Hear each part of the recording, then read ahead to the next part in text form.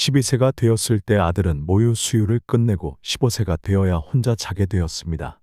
그전에는 여전히 어머니와 함께 자야 했고 어머니의 몸에 기대어야만 잠이 들 수 있었습니다.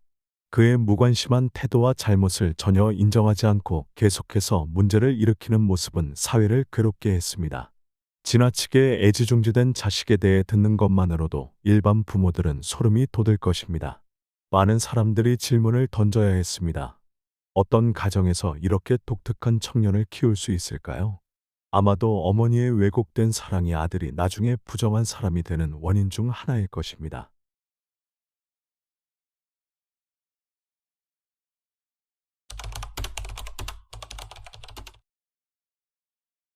오늘의 이야기로 넘어가기 전에 최신 영상을 놓치지 않도록 채널 구독을 잊지 마세요. 하늘이 맑은 어느 날, 지역의 대형 방송사는 연인들을 위한 매우 독특하고 매력적인 대회, 즉 키스 대회를 개최한다고 발표했습니다.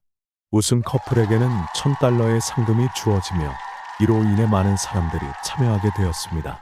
참가자 중에는 안나와 존이라는 평범해 보이는 커플도 있었습니다. 그들은 자신과 믿는 모습으로 무대에 올라서 몇 시간 동안 계속될 도전에 대비했습니다. 주변의 군중은 열렬히 환호를 보내고 진행자는 끊임없이 분위기를 띄우고 있었습니다. 그 군중 속에서 안나와 존은 단연 돋보였습니다. 다른 커플들처럼 어색해하지 않고 마치 주위에 아무도 없는 것처럼 서로에게 편안하게 입맞춤을 나누고 있었습니다.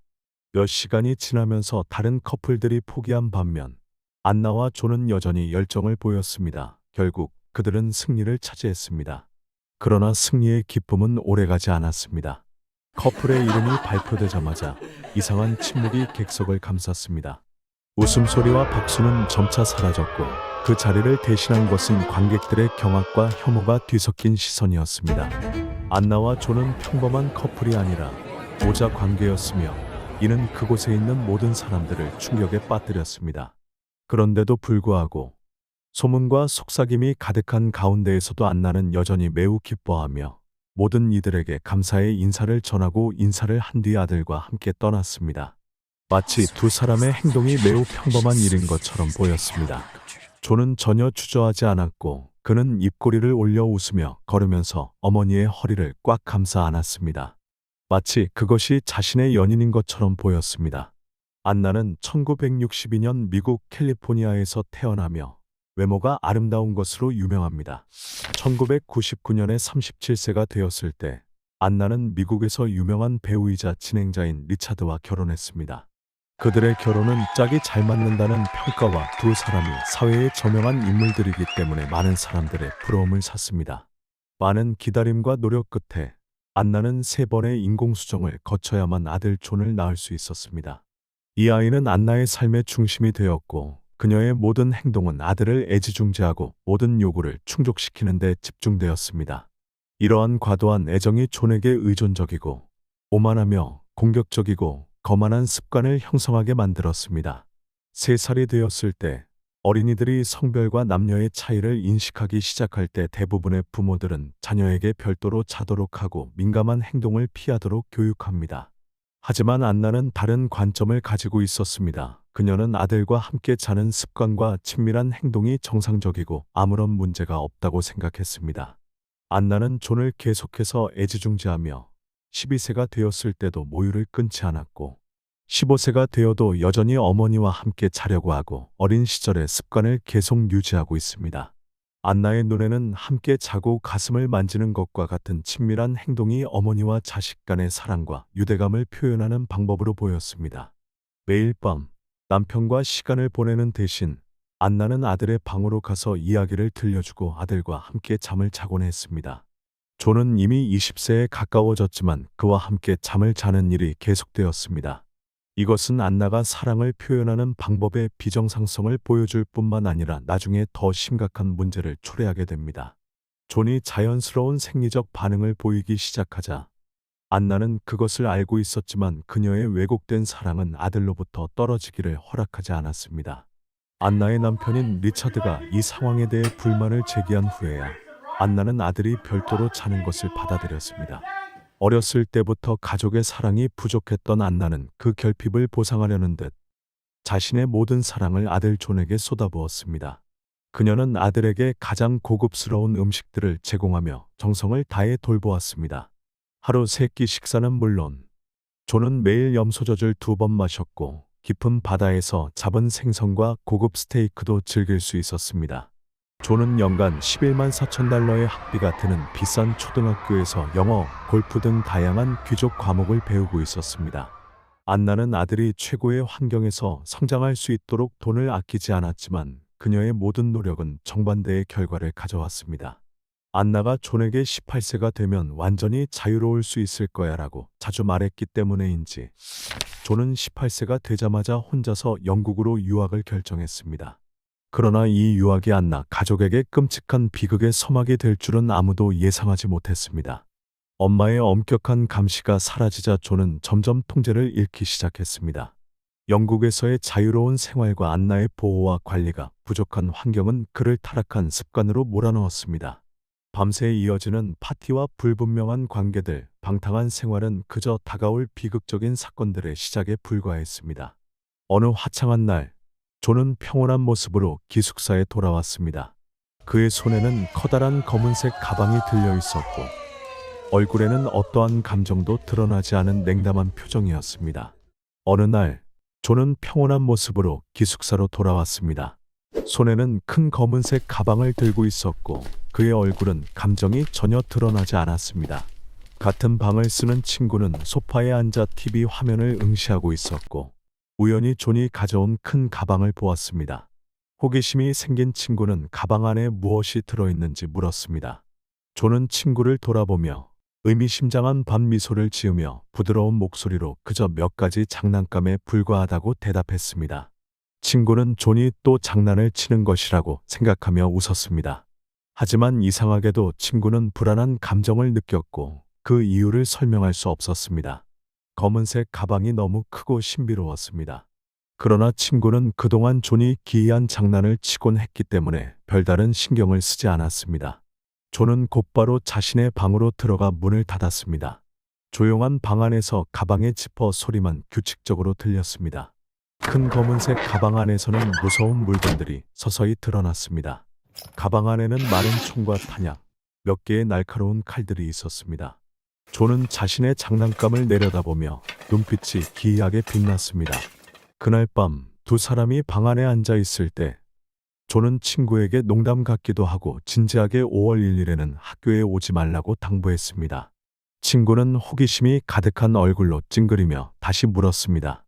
존은 친구를 힐끗 쳐다보며 기괴한 웃음을 지으며 살고 싶다면 학교에 오지 말라고 차갑게 대답했습니다.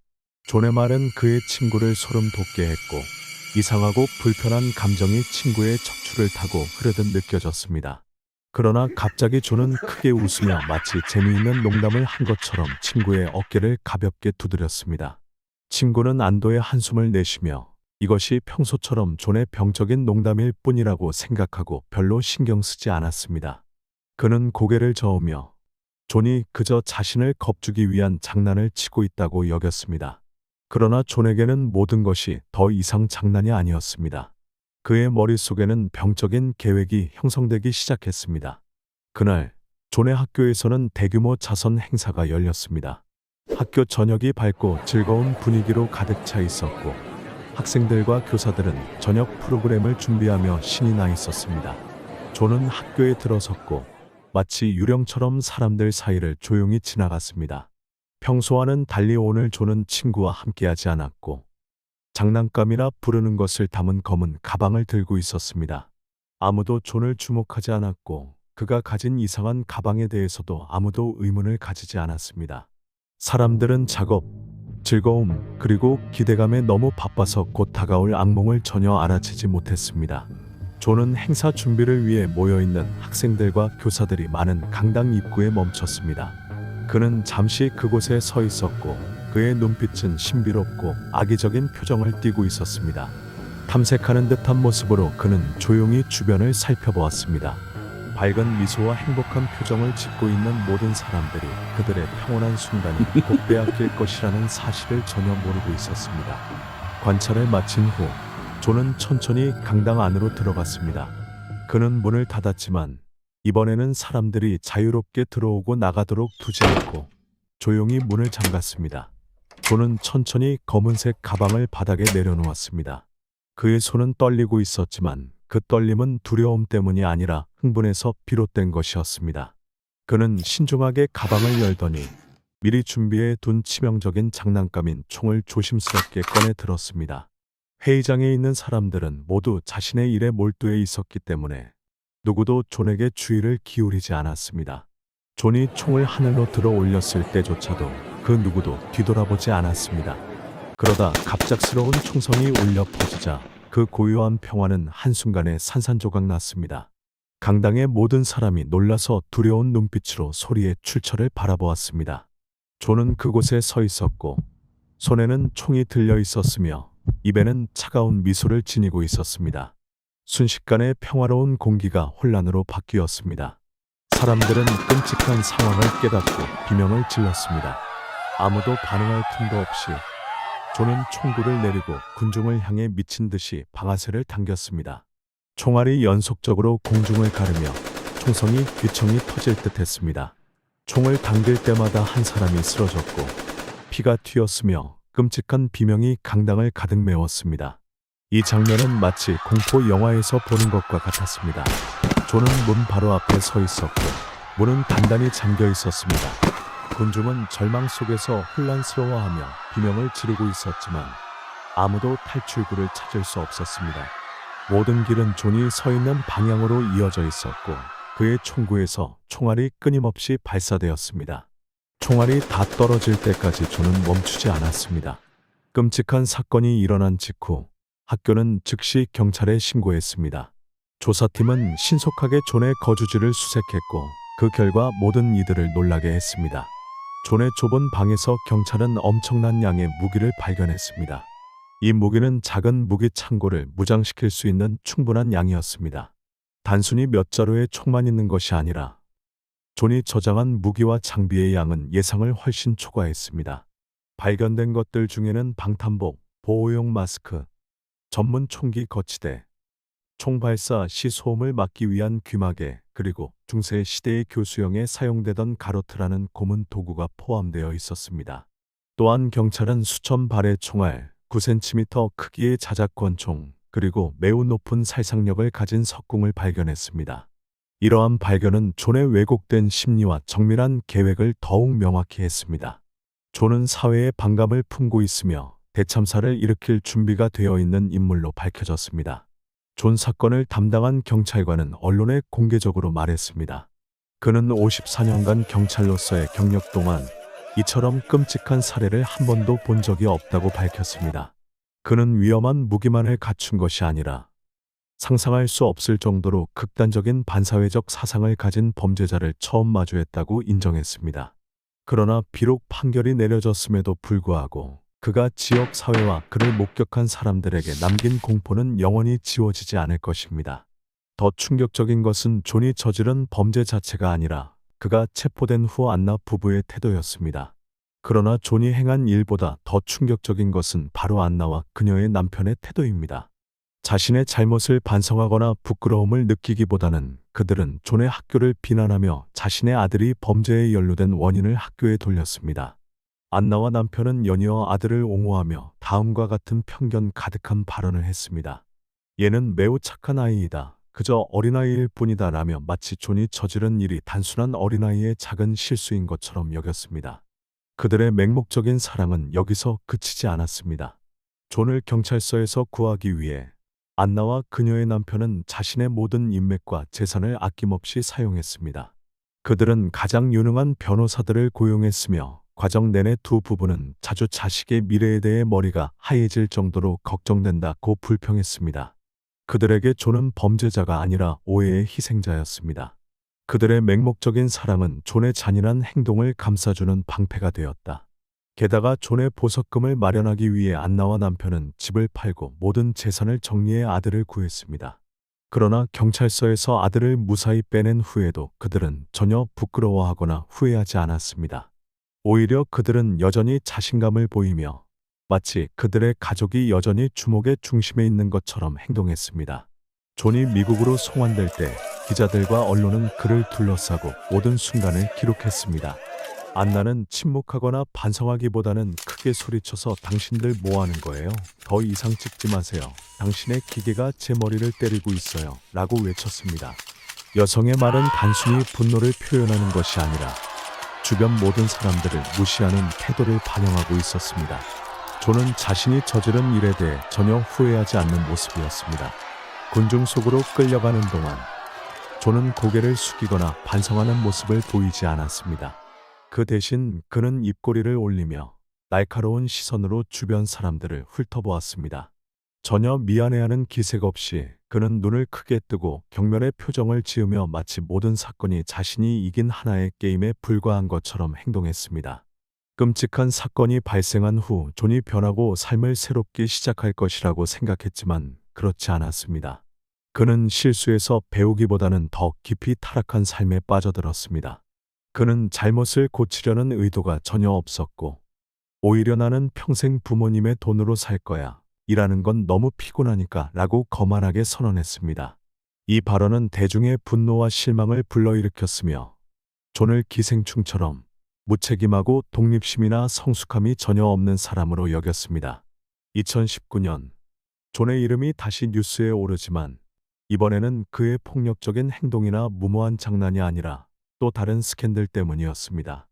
이 스캔들은 그의 개인적이고 악명 높은 사생활과 관련이 있었습니다. 사건은 한 유명 SNS 스타가 존의 무책임함을 고발하면서 시작되었습니다. 그녀는 자신이 존의 아이를 임신했다는 사실을 발견한 후 고발했습니다. 이 사건은 그녀가 존이 책임을 지기를 거부했다고 주장할 뿐만 아니라 사건 전반에 걸쳐 그의 무감각하고 경멸적인 태도를 폭로하였습니다. 여자에 따르면 처음에는 존과의 관계가 단기적인 재미로 시작되었고 어떤 제약도 없었습니다. 둘은 화려한 파티를 통해 만나 술과 자극 물질로 가득한 곳에서 인연을 맺었습니다. 그러나 몇 주 만에 그녀는 자신이 임신한 사실을 알게 되었습니다.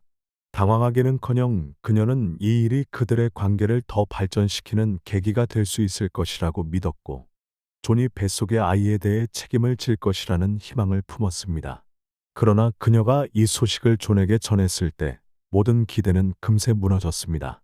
존은 당황하거나 걱정하는 기색 없이 차갑고 무관심한 태도로 반응했습니다.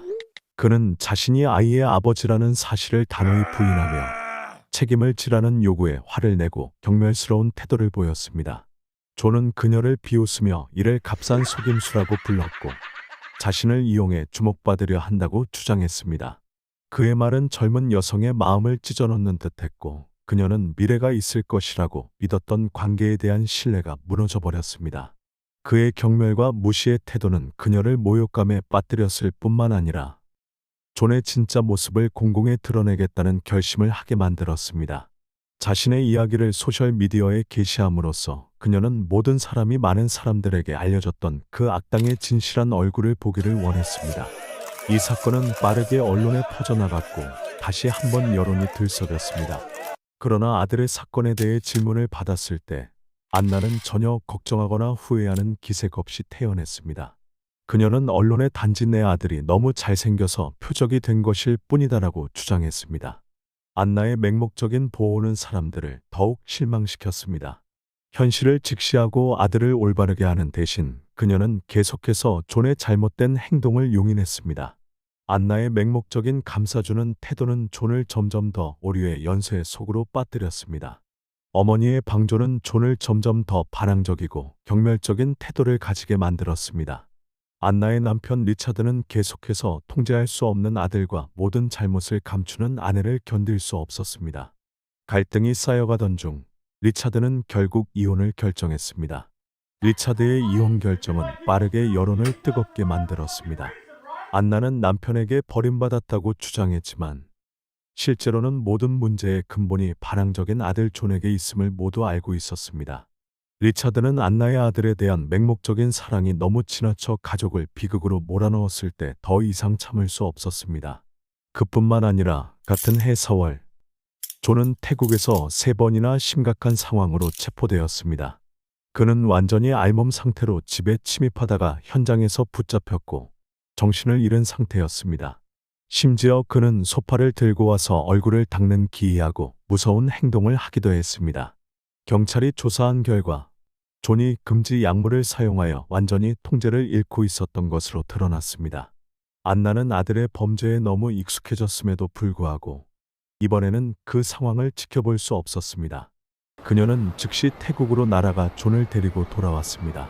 아들을 끝까지 옹호하려는 본능을 가지고 안나는 존을 정신과 치료와 중독 치료를 계속 받게 했습니다. 언론 앞에서 안나는 무너진 모습을 보이며 아들의 상태를 목격하면서 거의 쓰러질 뻔했다고 털어놓았습니다. 존에게 많은 기대를 걸었던 아버지 리차드는 이제 거의 포기한 상태입니다. 아들이 여러 번의 추락을 겪는 것을 목격한 후 리차드는 존이 변할 수 있을 것이라는 기대를 더 이상 품지 않게 되었습니다. 안나가 여러 차례 리차드에게 태국에 가서 아들을 도와달라고 간청했지만 그는 단호히 거부했습니다. 리차드는 너무 지치고 절망하여 존이 저지른 일들 이후로 그의 구원 가능성을 더 이상 믿지 않게 되었습니다. 안나의 행동은 아들에 대한 맹목적인 사랑으로 인해 자녀를 올바르게 양육하는 것의 중요성에 대해 전 세계에 강력한 경고를 울리고 있습니다. 자녀를 너무 애지중지하며 제한이나 경계 없이 모든 것을 제공하는 것은 존의 심리 상태를 왜곡시켰습니다. 그 아이는 질식할 정도로 과보호 속에서 자라났고 건강하게 자신을 발전시킬 공간이 없었습니다. 이러한 자유의 부족은 존을 의존하게 만들었을 뿐만 아니라 스스로 자신의 인생에 책임을 질 수 없는 왜곡된 성격을 만들어냈습니다. 안나와 존의 가족 이야기는 모든 부모에게 필요한 고통스러운 교훈이었습니다. 자녀를 사랑하는 것은 자연스러운 일이지만 그 사랑이 올바른 방향으로 향하지 않는다면 그것은 슬픈 비극의 원인이 될 수 있습니다. 오늘의 영상을 시청해 주셔서 감사합니다. 좋아요와 구독 버튼을 눌러서 채널에서 더 많은 흥미로운 사건을 시청하세요.